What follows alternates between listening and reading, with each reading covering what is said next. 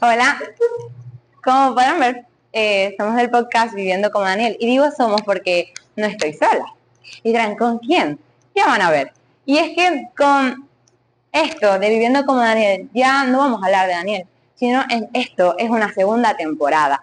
Y con la segunda temporada hubo un cambio total en nuestro set.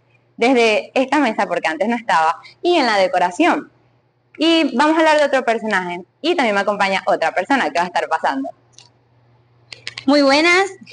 Bueno, ya casi mi hermanita Keiji me presentó, pero yo me presento, soy Niris Villasmil y estaré en esta nueva temporada de este podcast Viviendo como Daniel, pero una curiosidad es que no hablaremos ya de Daniel, sino de quién estaremos hablando, Keiji. No sé, tienes que quedarte y ver completamente este y todos los capítulos de esta temporada para que te sumerjas en este tema, porque va a estar buenísimo. Y es que, les decimos, Niris, ¿de quién vamos a hablar? Sí, yo creo que ya tenemos que decirle. Bueno, la temporada pasada fue un hombre, ahora va a ser una mujer. Y ustedes dirán, bueno, tantas mujeres que hay en la Biblia, ¿de quién irán a hablar? Vamos a hablar ¿de quién vamos a hablar, Niris? Esther. De Esther, una mujer muy conocida porque fue reina. Pero antes de seguir hablando de todo esto, yo creo, ¿verdad?, que es necesario que abramos nuestras Biblias. A ver, Niris, ¿tu Biblia? Claro, aquí está abierta. Y nos vamos a Esther, capítulo 1. Así que si tú tienes tu Biblia ahí en tu casa, puedes buscar Esther 1 para que vayas con nosotros. Porque nosotros no vamos a hablar algo que en la palabra no esté. Porque si no, de nada serviría, no edificaría. Entonces, en Esther. Y podrán ver que no dice, ay no, reina Esther, porque Esther no fue reina desde un principio, se convirtió en reina después. Por eso el subtítulo del capítulo 1 dice, la reina Vasti desafía a Asuero. Y ustedes dirán, bueno, ¿y quién es Vasti y quién es Asuero? Bueno, Vasti y Asuero, ¿verdad? Se dan en el libro de Esther, y es que este libro, ¿verdad?, se desarrolla en una temporada durante el reinado del rey Asuero, como ya les dije. La historia tiene lugar en Susa, la capital de Persa. Y si ustedes tienen buena memoria, recuerden que cuando Daniel hablamos, también hablamos de la ley de Persa y de Media. Pero de ese no es el tema. Entonces, ¿quién era Asuero y quién era Vasti, Niris? Ya lo veremos. Bueno, empecemos por Vasti. Vasti era la esposa del rey Asuero. Asuero era el rey de Susa, en este caso la capital, pero también tenía 120 provincias más, toda una nación grandísima. Y esto se da en el tercer año de su reinado. Él decide hacer un banquete con sus colaboradores y oficiales. Esta fiesta o este banquete duró 180 días. ¿Tú te imaginas 180 días de fiesta? Es algo bastante largo. Si yo fuese invitada ahí, yo estaría celebrando, imagínense comer, porque era un banquete, comer, celebrar, demasiado. Y durante ese tiempo el rey presumía su riqueza, su fama, sus lujos, porque esta fiesta fue en su palacio. Y el rey decía, ay, yo me imagino al rey en el palacio diciendo, mira esto, y los demás todos, mi alma, ¿dónde sacó todo esto? Pero él después hizo otra fiesta, que la otra fiesta duró una semana o 7 días, que a esta fiesta asistieron desde el más importante hasta el menos importante. A comparación de la otra, solamente asistieron los oficiales, o sea, personas importantes. Pero a esta que duró 7 días, asistieron todos. En esta fiesta estaban también líderes importantes de Media y de Persa. Ambas fiestas, ¿verdad?, fueron lujosas, ninguna tuvo preferencia como tal. Y un dato curioso, Niri, y es que lo pueden ver en el libro de Esther 1, verso 7, es que daban a beber en copas de oro. Y cada copa era diferente a la otra. O sea, imagínense la cantidad de riquezas y lujo que tenía este rey. Que una copa no era igual a la otra. No. Y se daba vino como solamente un rey generoso lo sabe dar. Otro dato curioso es que el rey le dijo a sus oficiales que no obligasen a nadie a beber, o sea, si ellos no querían beber vino, que no lo obligasen, o sea, que cada quien tomase lo que quisiera tomar. Y eso es algo muy curioso, porque ustedes eran un rey debía mandar, si te vas a beber esto, te bebéis esto, pero no, el rey no fue así. El rey, por aquí, porque más adelante la cosa se pone muy interesante, se muestra una amabilidad del rey, porque era un rey demasiado generoso. Y después entra la reina Vasti. Mire, ¿quién era Vasti? Bueno, como ya dijiste, Keiji era la esposa del rey Asuero.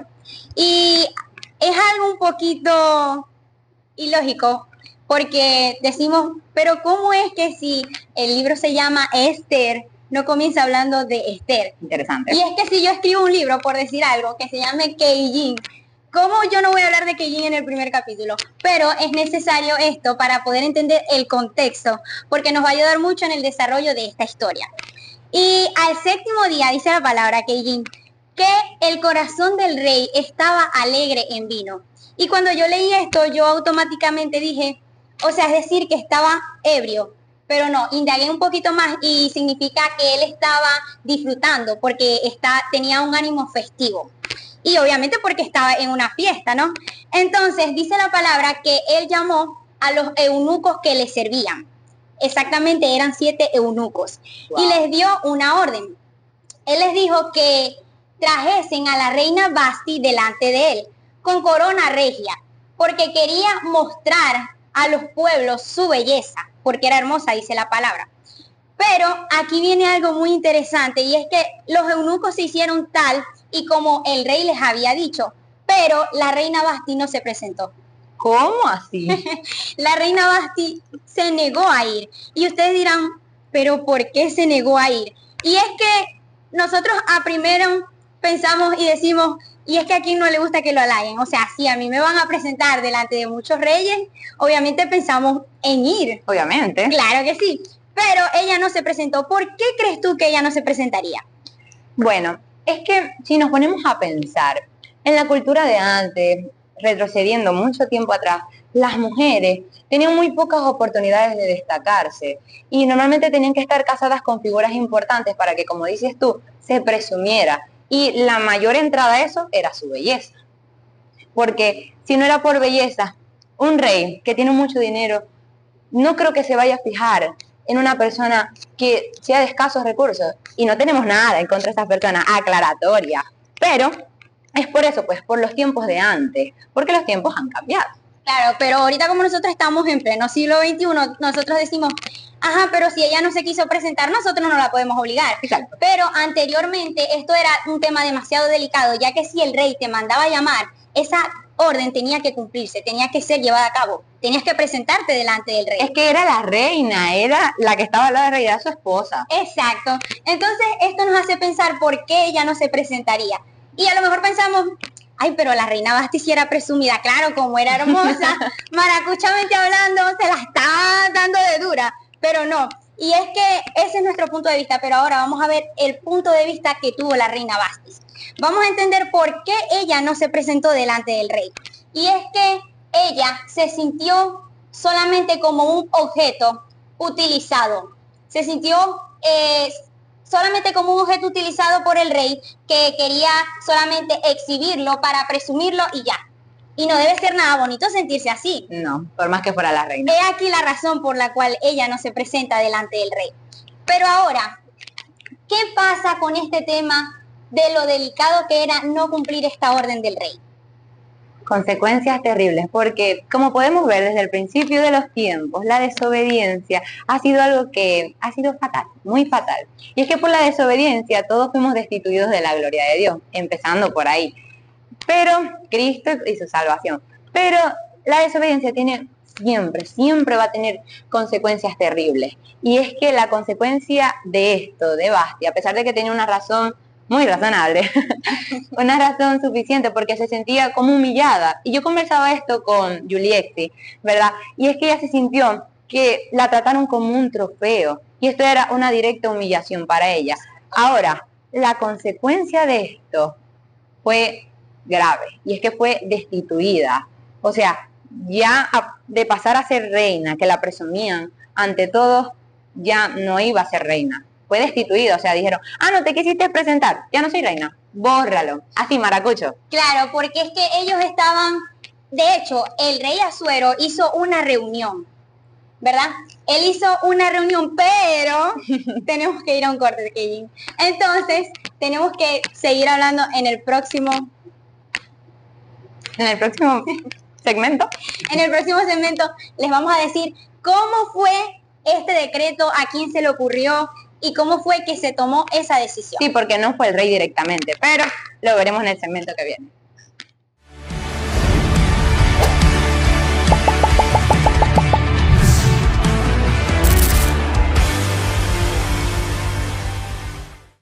dinos quién eres. Mi nombre es Jesús González, tengo 22 años de edad. Bien, ahora Jesús, ¿en qué momento decidiste aceptar a Jesús, nuestro Señor y Salvador, claro? ¿Y por qué? Fue en el año 2019, en plena pandemia. La oración de fe me la realizó la señorita Ligia Amaya y el señor Julio Amaya. Ellos fueron los que poco a poco me fueron induciendo al mundo del Evangelio, me fueron hablando, me fueron predicando la palabra. Puedo decir que en gran parte de mi vida estoy aquí gracias a ellos, porque ellos día a día me han motivado, me han enseñado, me han explicado.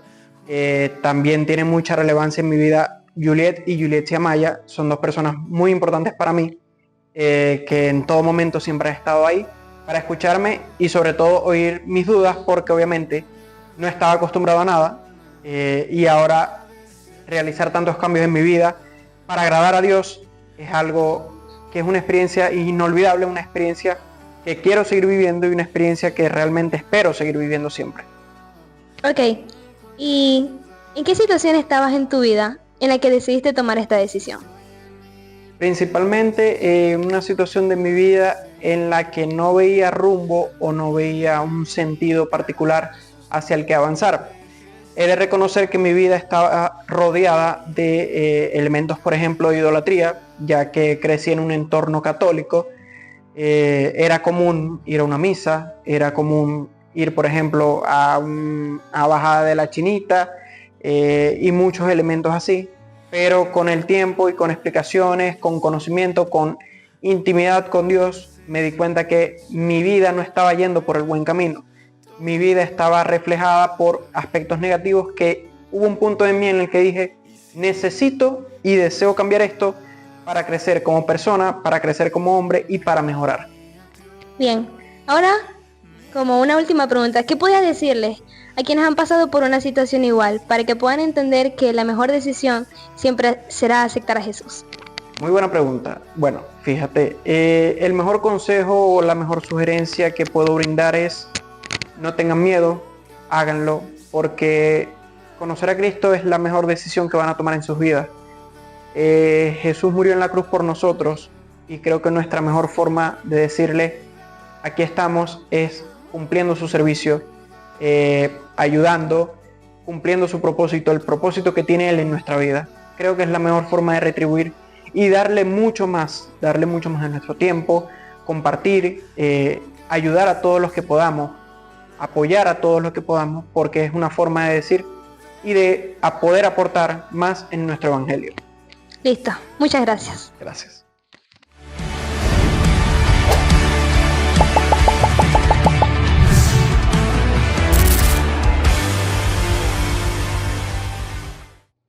Bueno, ya volvemos.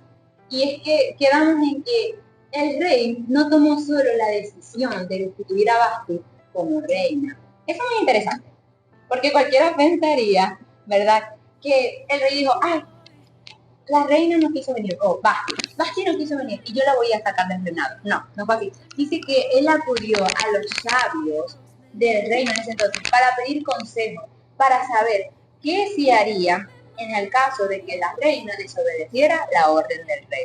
Y es ahí donde se da una reunión entre esos 7 sabios o consejeros del rey para tomar la decisión.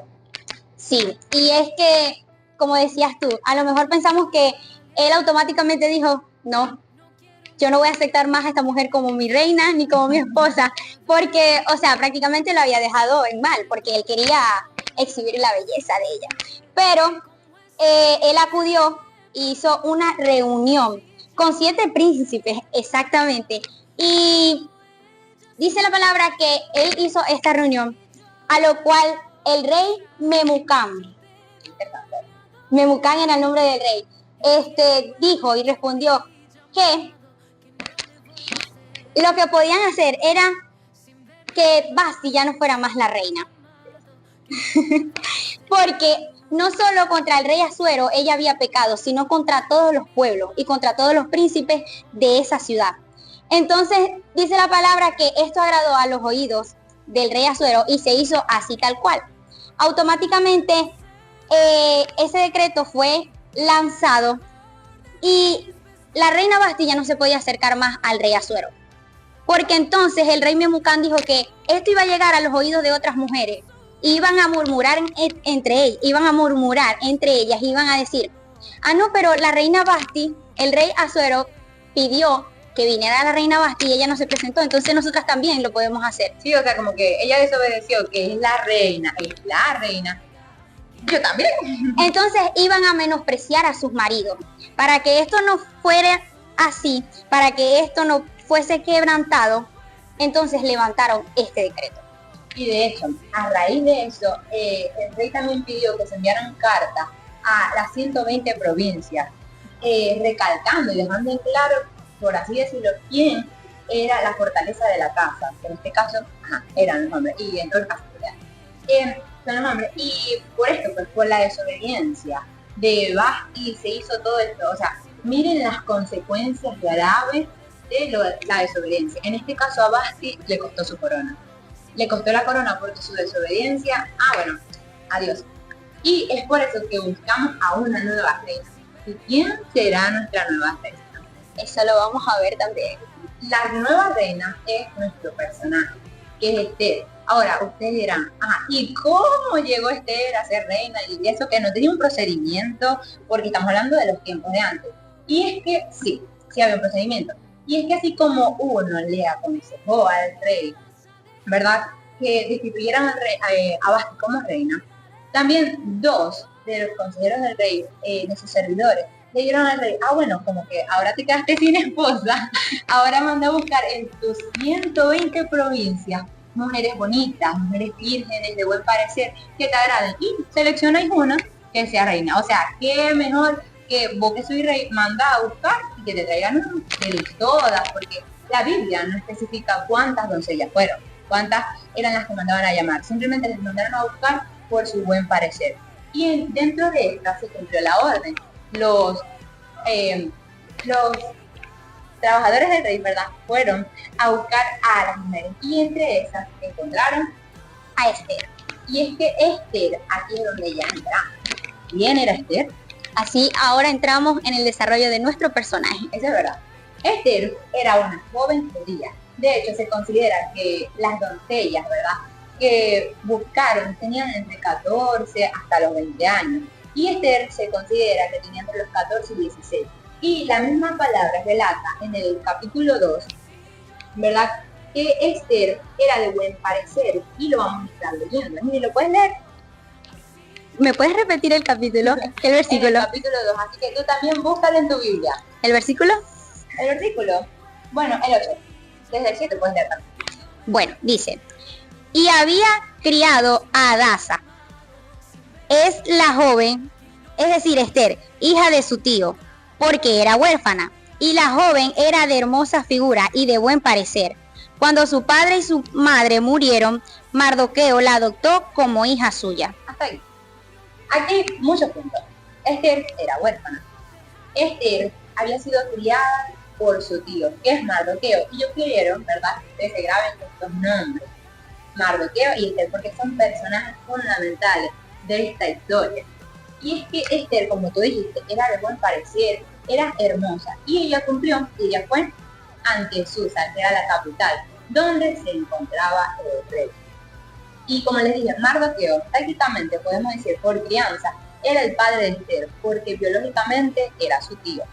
Entonces, era su primo. Era su primo. Por eso hay que tener apoyo. Y es que Esther, como les dije, era una joven judía. Más adelante, igual el capítulo relata quién era el padre. ¿Quién era el padre, Niris? Abigail. No es Abigail, porque yo sé que a simple oído se escucha Abigail, pero no. Abigail, con H. Y otra curiosidad es que Esther pertenecía a la tribu de Benjamín. Y Esther, ¿verdad?, iba a ser nuestra futura reina. En el contexto de Esther, ella es llevada, ¿verdad?, al palacio del rey, donde son sometidas todas las doncellas, todas las mujeres, a un cuidado. Y ese era el tiempo de los ataques, ¿verdad? Ustedes dirán, ¿qué es todo esto? Pues sí, antes necesitábamos un procedimiento muy largo, que de hecho este procedimiento duraba 365 días, o sea, Un año. Un año donde todas estas mujeres que buscaron iban a ser sometidas a tratamientos de belleza y muchas cosas más. ¿Por qué? Porque era para un trato igualitario y que todas tuvieran la misma oportunidad de destacarse.